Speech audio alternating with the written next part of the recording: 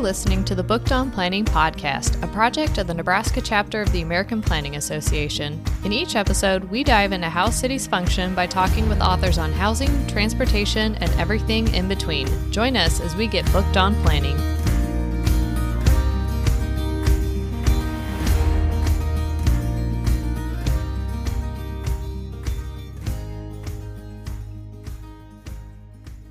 Welcome back, bookworms, to another episode of Booked on Planning. In this episode, Jennifer and I are wrapping up the year with a look at the 2023 Trends Report published annually by the American Planning Association.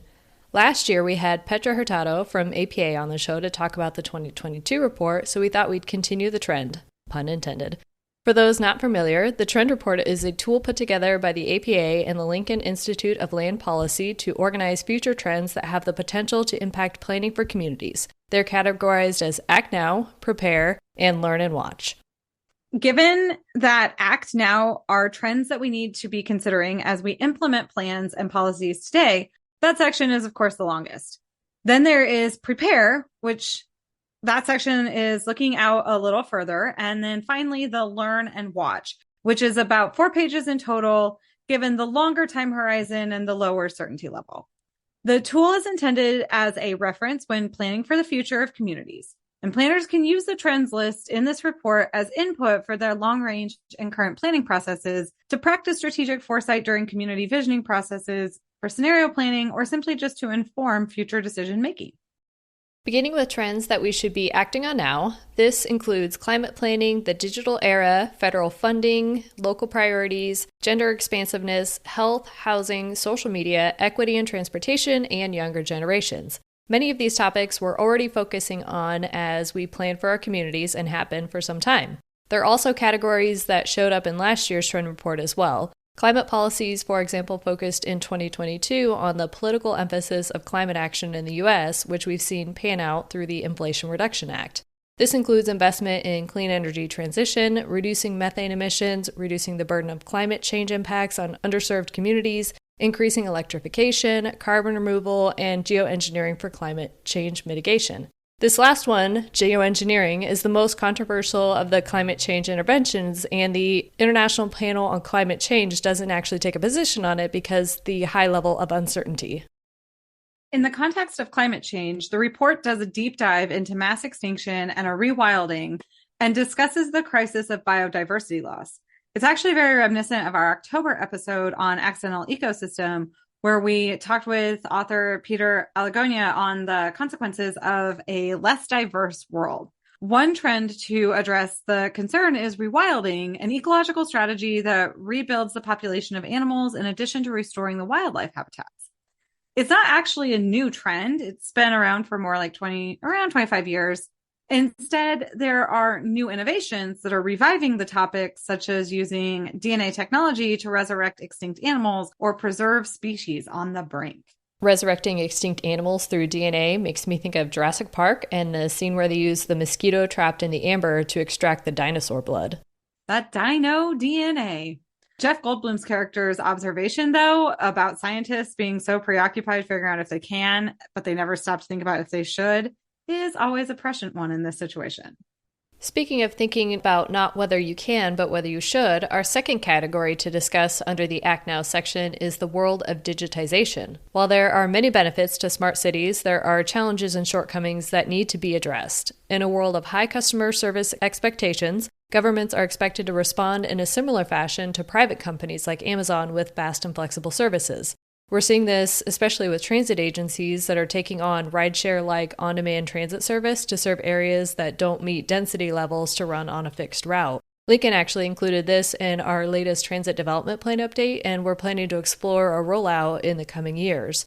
Other areas to keep on the forefront of decisions include the public distrust of all things digital, while we continue to digitize services like parking, streetlights, and other services. As COVID revealed, there's a great digital divide that the bipartisan infrastructure law is seeking to address. And last, tying back into the climate topic, we have massive amounts of information that we're producing that needs to be stored through data centers that are working against greenhouse gas reductions. Instead of building new data centers, abandoned office buildings can serve a new life as a data center without the carbon costs of building new. I know that we are certainly having the digital conversation as we consider improving our curb management in Lincoln's downtown. We'd actually like to switch to a more like active management system that can respond to the different needs at different times. But the question of how we digitize is actually somewhat of a barrier. And I really didn't think that that would be an issue when I first started the conversation. But we have to utilize most of the parking surveillance technology that's available currently. We'd either have to go like fully app-based payments or use plate screening and then like mailing out the billing to the person who owns the car. Well, it's not always the person who owns the car driving the car. So not everyone is technologically savvy. So full app-based might be a challenge for a decent portion of our community. It also raises equity concerns. If you don't have a phone, then you're not able to access the city's parking system. Yeah, exactly. It's a complicated conversation. I never would have guessed. So we have mentioned a few of the recent federal funding bills, which are historic investments in climate action and infrastructure with honestly massive potential for communities if they can align their local priorities. With 1.2 trillion with a T, just from the bipartisan infrastructure law alone, many communities are able to address delayed maintenance on their infrastructure. A crazy statistic from the report was that the American Society of Civil Engineers found that in the US, every 2 minutes, a water main breaks, wasting 6 billion with a B gallons of treated water every day. On top of that, 40% of public roadways are in poor condition. But if you ask residents, I'm sure they would argue that percentage is higher given their complaints many public work agencies field in a daily basis, those dang stinking potholes. With all the funding going into the infrastructure spending, much of which are actually going into roadway projects, the Justice 40 initiative was created to commit at least 40% of all federal funds to disadvantaged communities. Moving on to health, that is an expansive topic which includes discussion on long COVID, the resulting advancements in medicine and healthcare accelerated by the pandemic, such as teledoc and at-home testing, and increasing overdoses and gun violence. The section ends with the largest trend that we've known is coming for a while, and that's an aging population and the need to plan for an aging community. It goes beyond just planning for more walkable communities that allow individuals to age in place, but also to address cognitive disabilities brought on with age, impairments, and other challenges to navigating the world. Assistive technology is emerging with sensory aids and mobility aids, as well as 3D printed prosthetics. I know when I was coming out of our planning program about 10 years ago, that was like when the first conversations of the aging population were just starting. Speaking of planning for an aging community, the housing section of the report goes beyond addressing the future needs of an aging population to discuss new ways the housing crisis is being addressed. This includes co-living and multi-generational living, with 17% of adults between 25 and 34 living in a parent's home and another 8% living in another type of multi-generational living arrangement. The report also discusses private corporations as affordable housing landlords, evictions, and commercial to residential conversions. There's an interesting 99PI episode that gets into the details of the office to housing conversion boom happening in many larger cities, which highlights as the report details that it's not actually as straightforward as it might seem. Planners can make it easier by amending zoning ordinances, but there are issues with the building codes and existing floor plan layouts that can create hurdles to a housing reuse project. It's actually crazy to me. I first encountered this idea of switching commercial buildings over to housing at a conference almost 7 years ago, but most of the newer office spaces that I am seeing that are being built, they aren't taking this type of conversion into consideration even in the design plan 7 years later. That's interesting because I know that a lot of cities are requiring that new parking garages are built with flat floor plates. That way they can convert to other uses down the road when we're looking at trends like autonomous vehicles, reducing the need for parking spaces. So it's interesting that knowing that these offices might have some issues coming down the line, that they aren't also preparing for something similar. I agree. The next category, social media use and media literacy, is becoming more and more important for communities to stay on top of. The report states, if planners ignore the ways that the social media environment operates, including both how it is detrimental to mental health and how it is increasing awareness of problems, then they're ignoring a major social aspect of the lives of the people they serve. It dives into social media influencers and their impact on communities, some good, some bad. social media toxicity, and accountability culture and its advantages, such as a tool for data collection. And then there's AI, one of the fastest growing markets within the tech sector. AI is expected to be one of the biggest disruptors of the 21st century, with impacts affecting the economy, the built environment, society, and most professions, including the planning profession. I teach a class on community in the future at our local university, and this fall was the first time that I saw a lot of resources and guidance being sent out to professors on how to deal with AI in the classroom. And I swear one assignment had to have been an AI-generated assignment, but it's still so new and challenging to harness the value while mitigating the negative impacts. There was actually just a report out, I think it was today on NPR, about student who got kicked out of her program for using AI to, like, she was accused of plagiarism, basically. And they ran the document through AI and AI said that it had written it.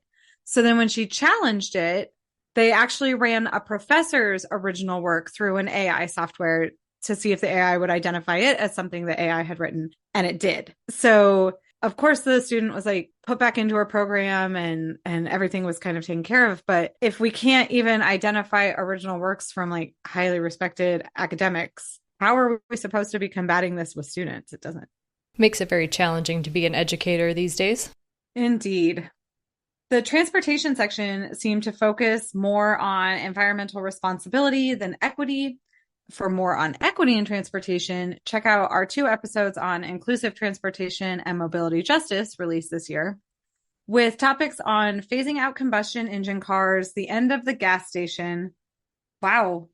What a thought, though. Like, the end of the gas station, still have to have something there for your chips, right? We still have to have road snacks. Yeah, you'll have to charge your EV somewhere. Somewhere, exactly. Vehicle to grid technology, EV charging, e-bikes, cargo bikes, decentralized public transit, and free transit for all.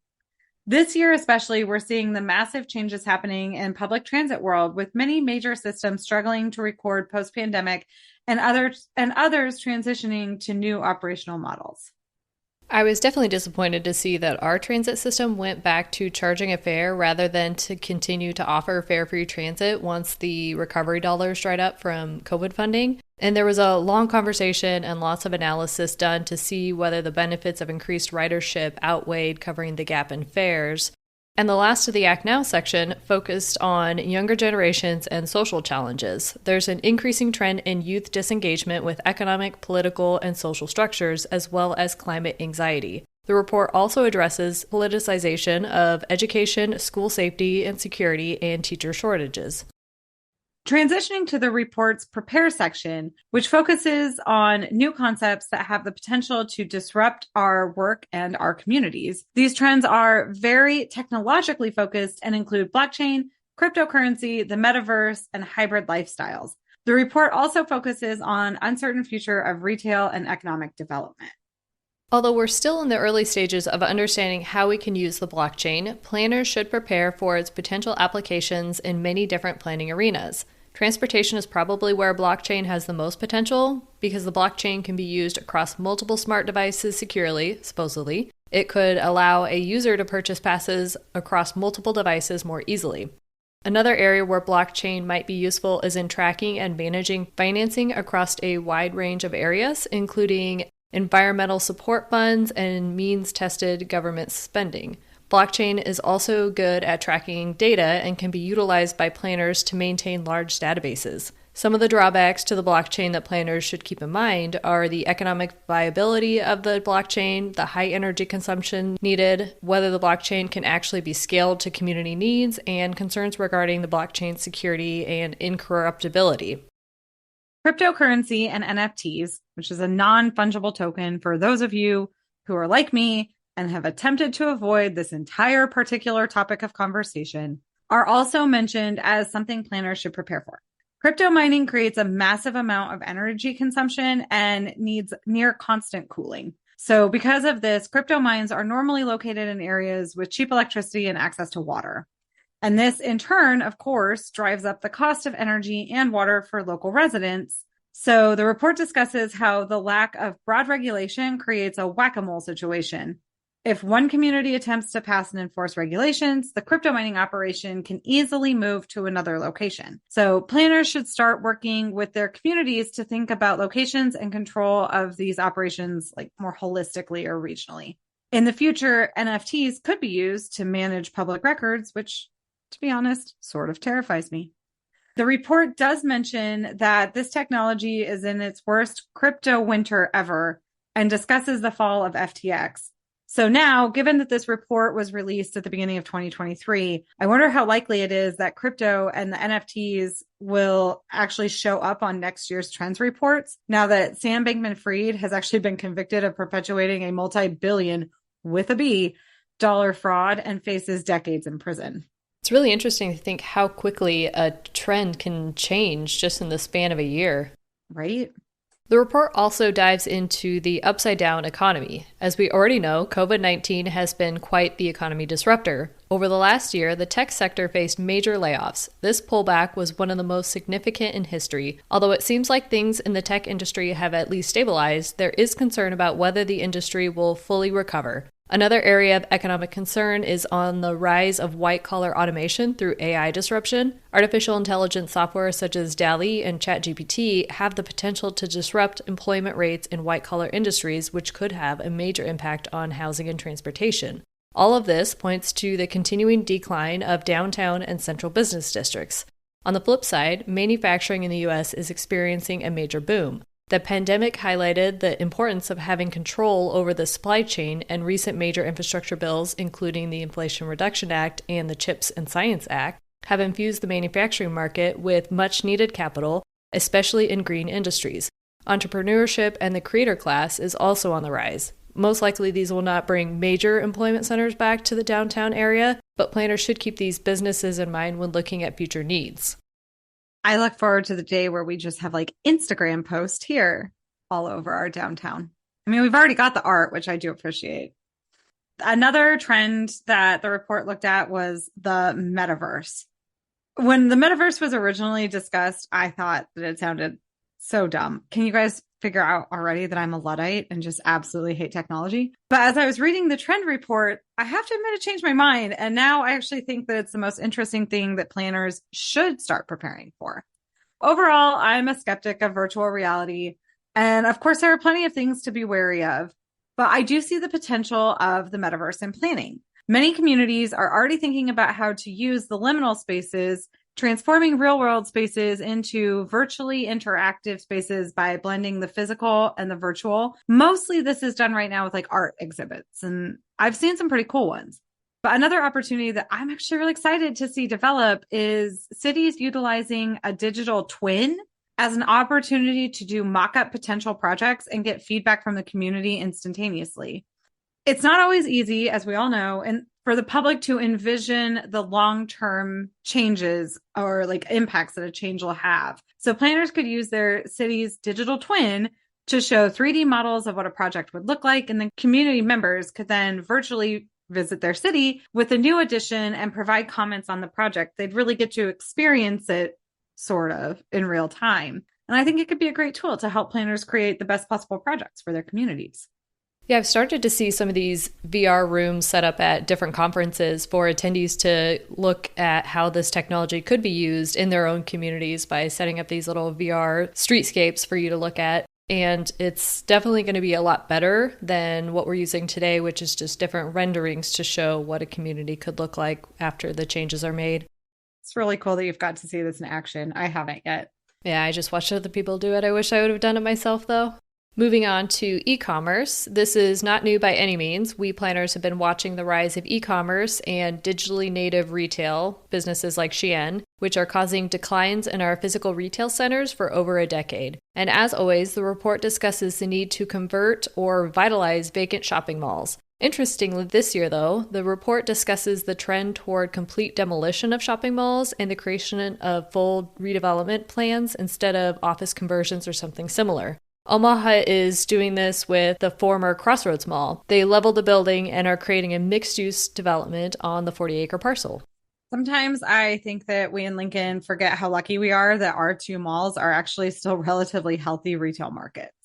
Finally, no trend report would be complete in 2023 without discussing the volatility of the workplace. Much of what the trend report predicted has come to pass this year. Flexibility in the workplace is still the most important factor to come out of the pandemic in regards to working situations, and employers are still figuring out exactly how that will look in the future. Unionization and collective bargaining is still going strong this year, with the UAW just signing one of the largest collective bargaining agreements ever. People are still concerned about quiet quitting, although I find that concept and the discussion around it a bit ridiculous personally. More reliance on upskilling and less reliance on degrees is also continuing, which is probably a good thing. One disheartening trend that is still holding strong, though, is the public sector's general inability to adjust to the changing workplace. I am incredibly grateful that both Stephanie and I's departments have embraced a flexible work schedule, but that does not seem to be the case overall. I was disappointed to see the Nebraska governor's proclamation that state employees will be expected to be back full-time in the office starting in January,